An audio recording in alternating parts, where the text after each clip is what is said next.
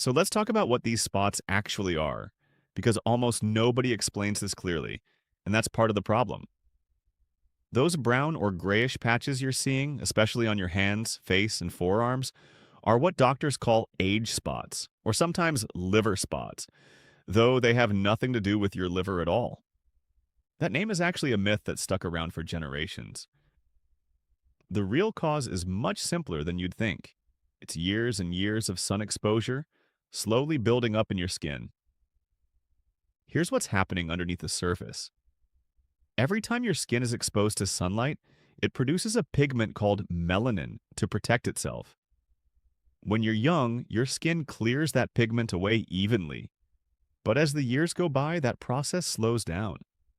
The melanin starts clumping together in small areas instead of spreading out. And that's exactly what you see as a spot. It's not dirt, it's not aging wrong, it's simply decades of sun finally showing up on the surface. And this is exactly why so many people feel frustrated. You take care of yourself, you eat well, maybe you've never even thought of yourself as someone who tans.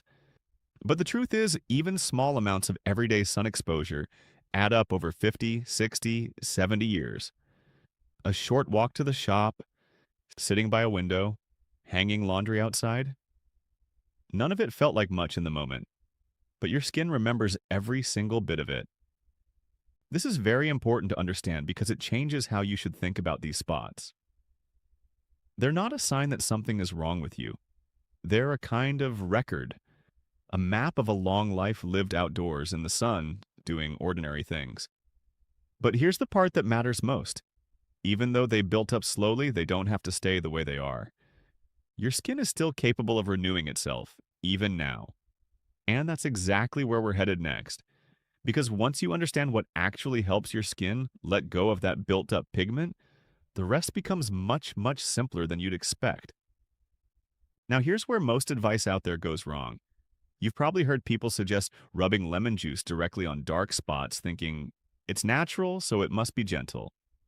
But I want to be honest with you here because this is one of those mistakes a lot of people are making without realizing it.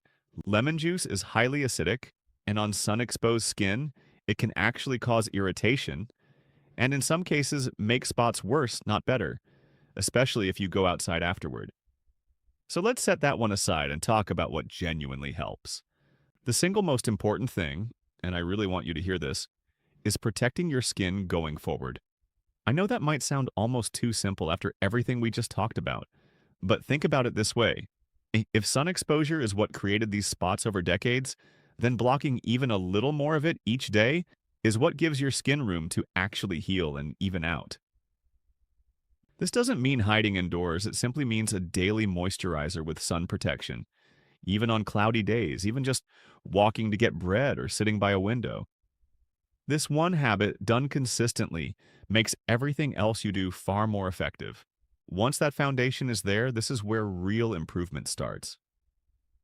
Vitamin C is one of the most well-studied, gentle ingredients for skin tone, and many people already have it in their kitchen without realizing its potential.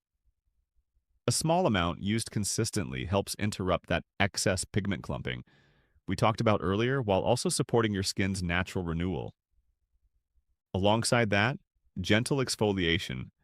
Just a soft cloth or a mild exfoliating cleanser, used 2 or 3 times a week, never aggressively, helps your skin shed those older pigmented surface cells a little faster, making room for fresher skin underneath.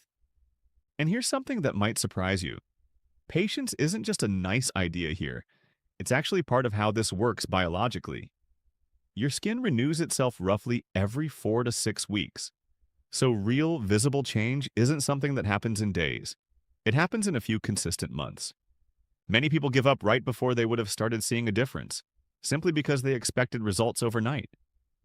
But the ones who stay consistent, even with small daily habits, they're the ones who notice the change creeping in quietly until one day they look in the mirror and it's simply different.